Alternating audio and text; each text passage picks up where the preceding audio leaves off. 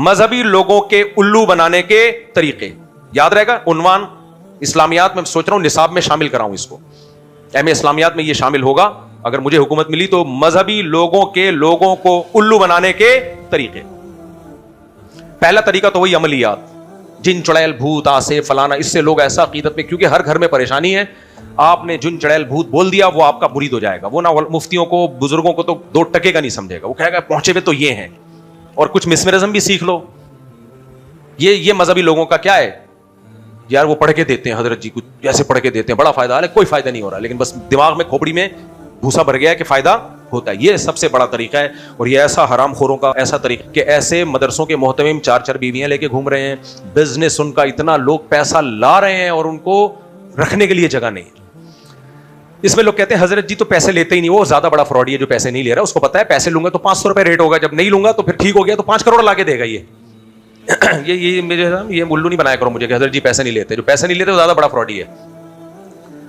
اور یہ بھی مت بولا کرو عامل تبلیغی ہے, بھائی رائے ونڈ کا مقیم ہی کیوں نہ ہو, جامع رشید کا شیخ الحدیث ہی کیوں نہ ہو, ختم.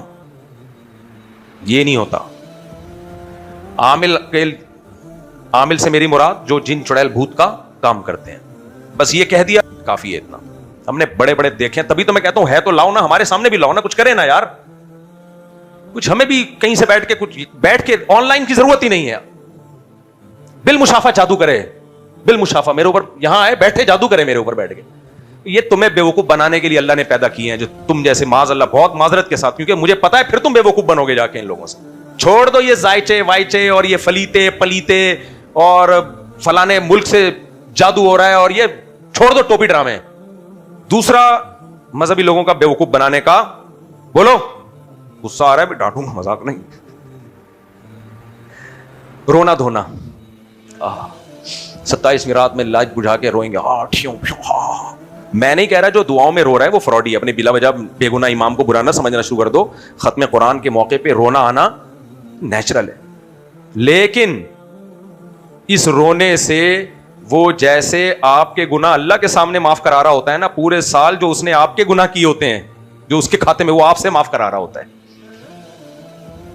بھرم ڈال کے کہ میں اتنا نیک ہوں, ایسا روتا ہوں, میں غلط نہیں ہو سکتا. مجھ سے اس پنکھے کا حساب کیوں لے رہے ہو کہ یہ پیسے کہاں گئے؟ سمجھ میں آ رہی ہے بات کہ نہیں آ رہی؟ مجھ سے کیوں پوچھ رہے ہو یہ گاڑی کہاں سے آئی؟ مجھ سے کیوں پوچھ رہے ہو کہ مسجد میں جتنے پیسے آ رہے ہیں کوئی آڈٹ کا سسٹم ہے ہی نہیں؟ مجھ سے کیوں پوچھ رہے ہو کہ ان مدرسوں کے لیے جو اس دن بکرا لے کر آیا تھا وہ بکرا کیا بک رہا ہے, کیا کہہ رہا ہے وہ بکرا؟ تو پھر ایسے امام کی ایک عادت یہ بھی ہوتی ہے جس سے اس کو خطرہ ہوتا ہے نا, فرض نماز کے بعد اس کا نام لے کے اسپیشل پیکج کی دعائیں ہوتی ہیں اس کی. یا اللہ جمشید صاحب, سب سے بڑا ٹینشن میرے لیے کون ہے, اندر کہہ رہا ہوتا ہے جمشید صاحب, یا اللہ جمشید صاحب کو خوب مال و دولت عطا فرما. جمشید صاحب تو چوڑے میں آ گئے, مجھے اتنا پروٹوکول مل رہا ہے یار, آئندہ جمشید صاحب بولیں گے ان کے خلاف. دیکھو عقیدت کی چادر ہٹا دو. ہمارے مولانا شریف تھانوی رحمہ اللہ نے ایک بات لکھی ہے, عقیدت کے بجائے نا محبت کرنا سیکھو. عقیدت میں انسان اندھا ہوتا ہے, محبت میں عشق معاشقے میں تو اندھا ہوتا ہے, لیکن علماء صلحاء سے محبت میں اندھا نہیں ہو جاتا انسان. عقیدت کا مطلب ہے حضرت جی ہیں بس پہنچ گئے, اب کہیں بھی کوئی بھی کسی بھی ٹائم پہ کہیں بھی پہنچ سکتا ہے, کیا خیال ہے بھائی؟ اب پہنچے ہوئے آدمی سے کون حساب لے گا؟ ایک بات تو یہ. دوسرا, کسی کے رونے دھونے سے کبھی متاثر نہ ہو. یہ بڑا مسئلہ ہے ہماری قوم کے ساتھ. جو رو کے دکھڑے سنا رہا ہے اور یوں بنا ہوا ہے, لوگ اس کو مظلوم سمجھتے ہیں اور طاقتور کو ہمیشہ ظالم سمجھتے ہیں. نہ میرے بھائی, ہو سکتا ہے جو طاقتور نظر آ رہا ہے وہ کمزور ہو, اور جو نظر آ رہا ہے کمزور وہ طاقتور ہو. اس کمبخت نے گیٹ اپ اپنا یتیموں مسکینوں والا بنایا ہوا ہو. بعض لوگ یہ بھی کر رہے ہوتے ہیں. بعض محتمم کے پاس کروڑوں روپے ہوتے ہیں, گیٹ اپ ایسا کہ ناڑا لٹک رہا ہے نیچے. لوگ کہیں حضرت جی کو تو ناڑا پہننے کی تمیز نہیں ہے, شلوار باندھنے کی تمیز. بھائی صاحب جا کے تحقیق تو کرو, اس نے کیا بنا لیا گاؤں میں, اپنے دیہاتوں میں بلڈنگیں بنا لی ہیں اس نے, پورے محل کھڑے کر دیے ہیں. دیکھو پیسہ دو طرح سے نکلتا ہے, یا تو بدماشی سے یا منہ سے. منہ غریبوں والا زکات والا بنا لو.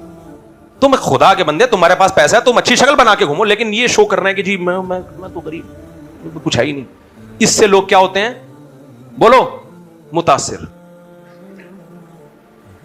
لوگ اس سے متاثر ہوتے ہیں کہ یار بیچارے کا بھائی گیٹ اپ سے کبھی متاثر مت ہو. یوسف علیہ السلام کے بھائی اپنے سگے بھائی کو کنویں میں ڈال کے آئے تھے اور باپ کے سامنے آ کے رو رہے تھے ہمارے بھائی کو بھیڑیے نے کھا لیا ہے.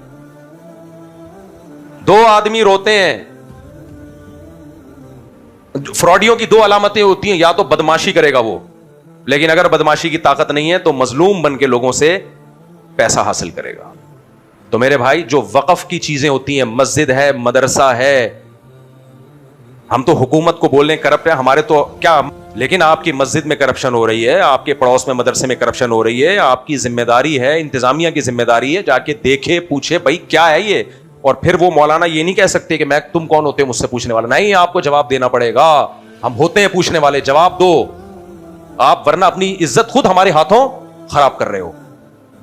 پھر ایسے امام کو جب نکالا جاتا ہے نا تو وہ 100 لوگوں کو جا کے اس نے اپنا ہمنوا بنایا تو رو رو کے دو ہائے دیکھو مجھے نکالنے والے ہیں, مجھے اب کیا کرنے والے ہیں, میں تو جا رہا ہوں, بس میں چلا جاؤں گا, کسی بھی دن آپ دیکھیں گے میں نہیں ہوں گا. لوگ کہہ رہے نہیں ہم آپ کو جانے, یہ نہیں کہ جا کے تحقیق کرو یہ کیوں نکال رہے ہیں اس کو, ہو کیا رہا ہے, کوئی تحقیق نہیں.